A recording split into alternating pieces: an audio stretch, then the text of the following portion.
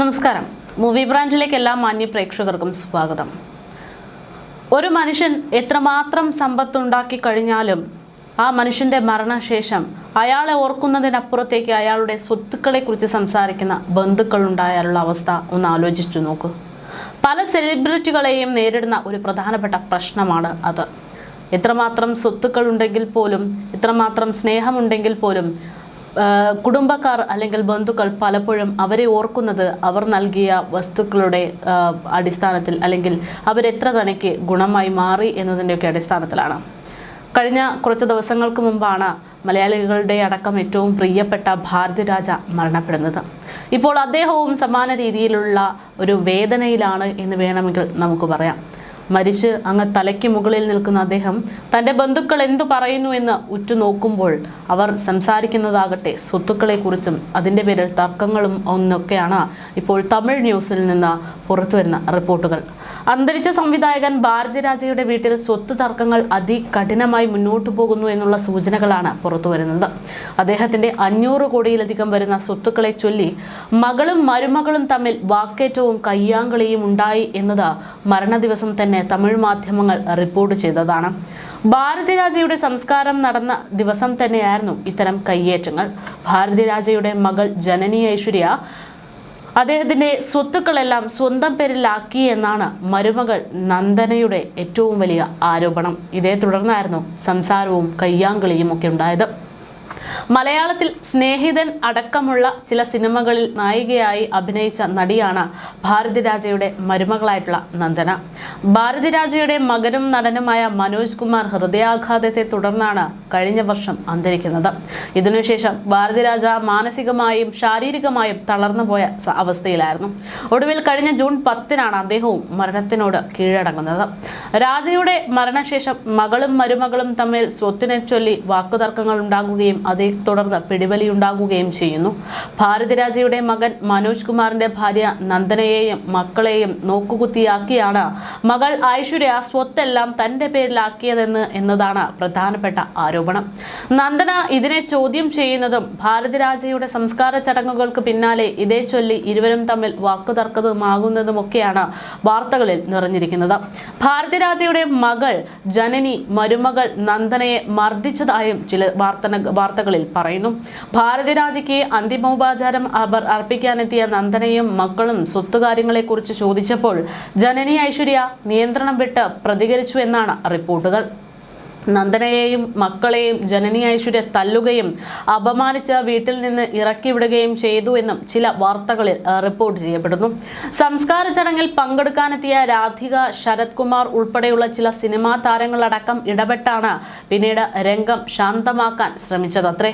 സ്വത്ത് വീതം വയ്ക്കണമെന്ന് മരിക്കുന്നതിന് മുമ്പ് തന്നെ മനോജ് അച്ഛനോട് ആവശ്യപ്പെട്ടിരുന്നു എന്നതാണ് സൂചനകൾ. എന്തിനായിരുന്നു ആവശ്യപ്പെട്ടത്? ഈ തർക്കം ഒഴിവാക്കാൻ വേണ്ടിയായിരുന്നില്ലേ എന്നതും ഇപ്പോൾ പലയിടങ്ങളിൽ നിന്നും അഭിപ്രായം വരുന്നു. പക്ഷേ മനോജ് അത്തരത്തിലൊരു ആവശ്യം ഉന്നയിച്ചിരുന്നുവെങ്കിലും തന്റെ മരണശേഷം സ്വത്തുക്കൾ മക്കൾ വീതിച്ചെടുക്കട്ടെ എന്നതായിരുന്നു ഭാരതിരാജയുടെ നിലപാട്. പക്ഷേ ആ നിലപാട് ഇപ്പോൾ അദ്ദേഹത്തിന് തന്നെ വില്ലനായി മാറിയിരിക്കുകയാണ്. സ്വത്ത് വീതം വയ്ക്കാത്തതിനെ തുടർന്ന് മനോജും ഭാരതിരാജയും തമ്മിൽ ചില പ്രശ്നങ്ങൾ ഉണ്ടായിരുന്നുവെന്നും മരിക്കുന്ന സമയത്ത് മനോജ് ഭാരതിരാജയുമായി അത്ര നല്ല ബന്ധത്തിലായിരുന്നില്ല എന്നും ഇതോട് കൂടെ ചില ആളുകൾ അഭിപ്രായപ്പെടുന്നു. സ്വത്ത് വീതം വയ്ക്കാൻ ഭാരതിരാജ സമ്മതിച്ച് വൈകാതെ തന്നെ മനോജ് മരണപ്പെടുന്ന അവസ്ഥയിലെത്തി. മനോജിന്റെ ഭാര്യയ്ക്കും മക്കൾക്കുമായി 20 കോടി രൂപയുടെ സ്വത്ത് എഴുതി വെച്ചിട്ടുണ്ടെന്നാണ് സൂചന. ഇതിന്റെ അടിസ്ഥാനത്തിൽ കൂടിയാണ് ഭാരതിരാജയുടെ മരണശേഷം നന്ദന സ്വത്ത് ആവശ്യപ്പെട്ടതെന്നാണ് വിവരങ്ങൾ.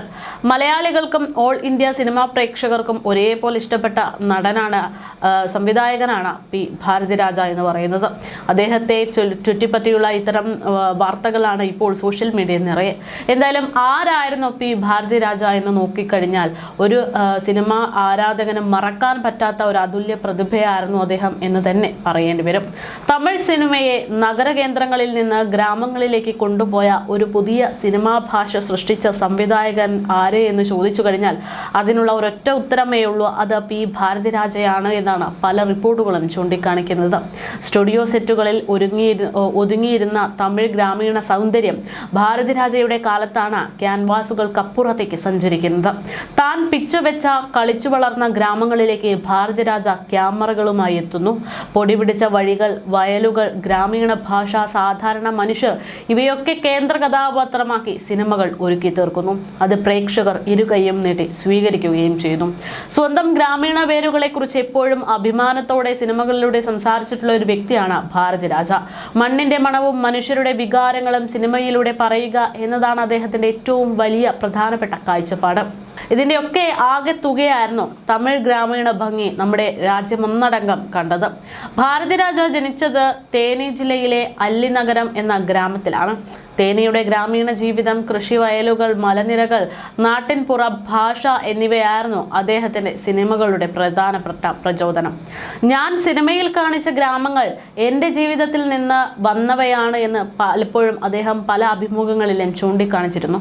16 വയതിനിലെ കിഴക്കേ പോക്കും, റെയിൻ, മൺ വാസനൈ തുടങ്ങിയിട്ടുള്ള സിനിമകളിലെ ഗ്രാമീണ ദൃശ്യങ്ങൾക്കും തേനി മേഖലയിലെ പ്രകൃതിയും ജനജീവിതവും വലിയ പ്രചോദനമായതൊക്കെ അദ്ദേഹത്തിന്റെ ക്യാമറകളിലൂടെയാണ്. എവിടെയിരുന്നാലും തേനി മണ്ണിന്റെ മകൻ എന്നാണ് ഭാരതിരാജ സ്വയം വിശേഷിപ്പിക്കുന്നത്. അദ്ദേഹത്തിന്റെ പ്രസംഗങ്ങളിലും അഭിമുഖങ്ങളിലും തേനി മണ്ണ്, കൃഷി, ഗ്രാമം എന്നീ വാക്കുകൾ പതിവായി കേൾക്കാവുന്നതുമാണ്. തമിഴ് സിനിമയിൽ തേനി ജില്ലയിലെ ഒരു സിനിമാറ്റിക് ലാൻഡ്സ്കേപ്പ് ആക്കി മാറ്റുന്നതിൽ വലിയ പങ്കുവഹിച്ച സംവിധായകനാണ് അദ്ദേഹം. പുതിയ അഭിനേതാക്കളെ കണ്ടെത്തുന്നതിൽ പ്രത്യേക താല്പര്യമുണ്ടായിരുന്നു ഭാരതിരാജയ്ക്ക്. രാധിക, രേവതി, കാർത്തിക്, രാധ തുടങ്ങിയ നിരവധി താരങ്ങൾ ഭാരതിരാജയിലൂടെ വെള്ളിത്തിരയിലേക്കെത്തി. തമിഴ് സിനിമയിൽ ഒരു കാലത്ത് ഭാരതിരാജ ക്യാമ്പ് എന്നൊരു പ്രയോഗം തന്നെ ഉണ്ടായിരുന്നു. അത്രയധികം കഴിവുറ്റ താരങ്ങളാണ് അദ്ദേഹം സിനിമാ ലോകത്തിലേക്ക് സംഭാവന ചെയ്തിരിക്കുന്നത്. ഭാരതിരാജയുടെ സിനിമകളിൽ നിന്ന് വന്ന നിരവധി സാങ്കേതിക പ്രവർത്തകരും പിന്നീട് വലിയ ഹിറ്റുകൾ സൃഷ്ടിച്ചവരാണ്. അതുകൊണ്ട് തന്നെയാണ് അദ്ദേഹത്തെ പലരും താരങ്ങളെ സൃഷ്ടിക്കുന്ന സംവിധായകൻ എന്ന് വിശേഷിപ്പിക്കുന്നത്. തമിഴ് ഭാഷയെയും സംസ്കാരത്തെയും നെഞ്ചോട് ചേർത്ത് പിടിക്കുക എന്നതും ഭാരതിരാജയുടെ മറ്റൊരു പ്രത്യേകതയാണ്. തമിഴ് ഭാഷയെയും തമിഴർ അവകാശങ്ങളെയും കുറിച്ചുള്ള വിഷയങ്ങളെക്കുറിച്ച് അദ്ദേഹം പലപ്പോഴും ശക്തമായ നിലപാടുകൾ എടുത്ത് സിനിമയിലൂടെ അത് സാക്ഷാത്കരിച്ച് പ്രേക്ഷകരെ മനസ്സിലാക്കി കൊടുത്ത ഒരാളാണ്. സിനിമയിലെത്തുന്നതിന് മുൻപ് ഭാരതിരാജ സർക്കാർ ജോലി ഉൾപ്പെടെ ചെയ്ത് അദ്ദേഹത്തിന്റെ വ്യക്തിമുദ്ര അവിടെയും പതിപ്പിച്ചിരുന്നു. സംവിധായകനാകണമെന്ന ആഗ്രഹത്തോടെ ചെന്നൈയിലെത്തി അസിസ്റ്റന്റ് ഡയറക്ടറായി പ്രവർത്തിച്ച ശേഷമായിരുന്നു സ്വന്തമായി സിനിമ സംവിധാനം ചെയ്യാനുള്ള അവസരം അദ്ദേഹത്തിന് തേടിയെത്തുന്നത്. 30 വർഷം മുൻപ് 16 വയതിനിലെ എന്ന ചിത്രത്തിലൂടെ സിനിമാ ലോകത്തേക്കുള്ള കടന്നുവരവ് അദ്ദേഹം ആദ്യമായി തുടങ്ങി. കമൽഹാസൻ, രജനീകാന്ത്, ശ്രീദേവി എന്നിവർ പ്രധാന വേഷങ്ങളിൽ അഭിനയിച്ച ഗ്രാമീണതയെ അതിൻ്റെ തനത് ഭംഗി ചോരാതെ അവതരിപ്പിച്ച ഈ ചിത്രം തമിഴ് സിനിമയിലും ഭാരതിരാജയുടെ ജീവിതത്തിലും വലിയ മാറ്റങ്ങൾക്കാണ് തുടക്കമിട്ടത്. തമിഴ് ഭാഷയെയും സംസ്കാരത്തെയും നെഞ്ചോട് ചേർത്ത് പിടിച്ച വ്യക്തി എന്നത് പറയുമ്പോൾ ഭാരതിരാജയുടെ പേരാണ് ഓരോരുത്തരും ഓർത്തെടുക്കുക. തമിഴ് ഭാഷയെയും തമിഴർ അവകാശങ്ങളെയും കുറിച്ചുള്ള വിഷയങ്ങളെക്കുറിച്ച് അദ്ദേഹം പലപ്പോഴും ശക്തമായ നിലപാടെടുത്ത വ്യക്തിയാണ്. കാവേരി ജല വിഷയം, ശ്രീലങ്കൻ തമിഴർ പ്രശ്നം, തമിഴ് സംസ്കാരം തുടങ്ങിയ വിഷയങ്ങളൊക്കെ അദ്ദേഹം പരസ്യമായിട്ട് പ്രതികരണങ്ങൾ നടത്തി രംഗത്ത് വന്നതും ശ്രദ്ധേയം. ഭാരതിരാജയെ പലപ്പോഴും തമിഴ് ദേശീയവാദ ചിന്താഗതിയുള്ള കലാകാരൻ എന്നാണ് വിശേഷിപ്പിക്കുന്നത്. തമിഴരുടെ സംസ്കാരവും ഭാഷയും രാഷ്ട്രീയ അവകാശങ്ങളും സംരക്ഷിക്കപ്പെടണമെന്നതായിരുന്നു അദ്ദേഹത്തിൻ്റെ എക്കാലത്തെയും നിലപാട്. തമിഴ്നാടിൻ്റെ അവകാശങ്ങൾ, ഭാഷാ നയം, ശ്രീലങ്കൻ തമിഴർ പ്രശ്നം തുടങ്ങിയ വിഷയങ്ങളിൽ അദ്ദേഹം പലപ്പോഴും സംസാരിച്ച് കേന്ദ്ര സർക്കാരിനെയും ദേശീയ പാർട്ടികളെയും ഒക്കെ വിമർശിച്ച വ്യക്തിയാണ്. രാഷ്ട്രീയ തടവുകാരുടെയും സാമൂഹിക പ്രവർത്തകരുടെയും മോചനത്തിനായി പൊതുവേദികളിൽ സംസാരിച്ച വ്യക്തി. തമിഴ് ഭാഷയ്ക്ക് അർഹിക്കുന്ന പ്രാധാന്യം ലഭിക്കുന്നില്ല എന്ന ആശങ്ക പ്രകടിപ്പിച്ച അദ്ദേഹത്തിന്റെ അഭിമുഖങ്ങളിലും ഈ വിഷയം പ്രതിപാദിച്ചിരുന്നു. തമിഴ്നാട് മുഖ്യമന്ത്രിയോ ഭരണാധികാരിയോ ആകേണ്ടത് തമിഴ് മണ്ണിൽ ജനിച്ച ഒരാളായിരിക്കണമെന്ന അഭിപ്രായമാണ് അദ്ദേഹത്തിൻ്റെത് പ്രധാനമായും.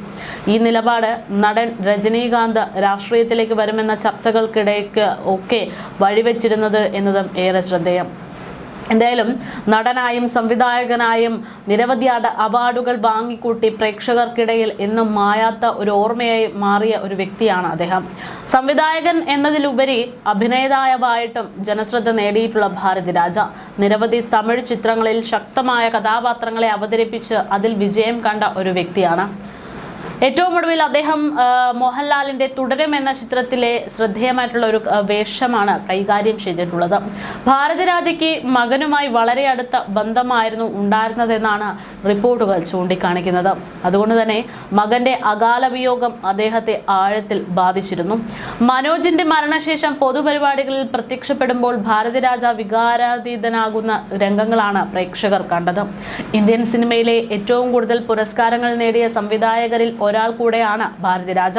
6 തവണ ദേശീയ പുരസ്കാരവും 3 തവണ തമിഴ്നാട് ചലച്ചിത്ര പുരസ്കാരവും നേടിയ വ്യക്തി. 2004 രാജ്യം പത്മശ്രീ നൽകി ആദരിച്ചു. 2025 മകൻ മനോജിന്റെ അപ്രതീക്ഷിത മരണമാണ് പിന്നീട് അദ്ദേഹത്തെ ഏറെ തളർത്തിയത്. ഇതുമൂലം മാനസികമായും വലിയ ബുദ്ധിമുട്ടുകൾ നേരിട്ട് കൊണ്ടിരിക്കുകയായിരുന്നു അദ്ദേഹമെന്നാണ് സൂചനകൾ. ഒപ്പം ശാരീരിക അസ്വസ്ഥതകളും അദ്ദേഹത്തെ കടന്നുകൂടി പിടിച്ചിരുന്നു. ശാരീരിക അസ്വസ്ഥതകൾ ഇത്തരത്തിൽ കടുത്തതോടെ കൂടെയാണ് കഴിഞ്ഞ ദിവസം ആശുപത്രിയിൽ അദ്ദേഹത്തെ ചികിത്സയുടെ ഭാഗമായിട്ട് പ്രവേശിപ്പിക്കുന്നത്. പക്ഷേ പിറ്റേന്ന് അദ്ദേഹം മരണപ്പെട്ടു എന്നുള്ള വാർത്തകൾ പുറത്തേക്ക് വന്നു. മനോജിനെ സിനിമകളിലേക്ക് കൊണ്ടുവരാൻ ഭാരതിരാജ ഏറെ ആഗ്രഹിച്ചിരുന്നു. 1999 പുറത്തിറങ്ങിയിട്ടുള്ള താജ്മഹൽ എന്ന ചിത്രത്തിലൂടെ നായകനായി മനോജ് അരങ്ങേറ്റം കുറിച്ചുവെങ്കിലും ചിത്രത്തിലെ ഗാനങ്ങൾ ശ്രദ്ധിക്കപ്പെട്ടു എന്നല്ലാതെ അച്ഛനെ പോലെ വലിയ താരപദവി നേടാൻ അദ്ദേഹത്തെ കൊണ്ട് സാധിച്ചിരുന്നില്ല. എന്നാൽ പിന്നീട് സംവിധായകനായും നിർമ്മാണ മേഖലയിലും അദ്ദേഹം സജീവമായിട്ട് രംഗത്ത് വന്നു. 2025 മാർച്ചിലാണ് മനോജ് അപ്രതീക്ഷിതമായിട്ട് അന്തരിക്കുന്നത്. ഹൃദയാഘാതമായിരുന്നു മകന്റെ മരണത്തിന് കാരണം. അന്ന് 48 വയസ്സ് മാത്രമായിരുന്നു ഭാരതിരാജയുടെ മകനുണ്ടായിരുന്ന പ്രായം. ഇത് സിനിമാ ലോകത്തെയും അദ്ദേഹത്തെയും ഒരുപാട് വേദനിപ്പിച്ചു. ഭാരതിരാജയ്ക്ക് മകനുമായി വളരെ അടുത്ത ബന്ധമുണ്ടായിരുന്നു എന്നാണ് പലരും അഭിപ്രായപ്പെടുന്നത്. അതുകൊണ്ട് തന്നെ മകന്റെ മരണം പിന്നീട് അദ്ദേഹത്തെ ഒരുപാട് തളർത്തിയിട്ടുണ്ട്. സിനിമയിലെ വലിയ തിരിച്ചടികളെ പോലും ധൈര്യത്തോടെ നേരിട്ട ഭാരതിരാജയെ ഏറ്റവും കൂടുതൽ തളർത്തിയ ഒരു വിഷയം എന്ന് പറയുന്നത് ഈ മകന്റെ മരണം തന്നെയാവണം. അദ്ദേഹത്തിന്റെ അവസാന നാളുകളെക്കുറിച്ച് സംസാരിക്കുമ്പോൾ ഈ ദുഃഖം ഒഴിവാക്കാനാവാത്ത ഒരു അധ്യായമായി മാറുന്നു എന്നായിരുന്നു ഭാരതിരാജ കുറിച്ചത്. എന്നാലും ഇപ്പോൾ ആ മകന്റെ ഭാര്യയുമായി ബന്ധപ്പെട്ടുള്ള വാർത്തകളാണ് പുറത്തു വരുന്നത്. സ്വന്തം മകളും മരുമകളും ചേർന്ന് തമ്മിൽ തല്ലുന്ന കാഴ്ചകൾ എന്നുള്ള വേദനിപ്പിക്കുന്ന സീനുകളാണ് ഒരുപക്ഷെ അങ്ങ് മുകളിൽ നിന്ന് ഭാരതിരാജ കാണുന്നുണ്ടാകുക എന്നതാണ് പ്രേക്ഷകരും കുറിക്കുന്നത്.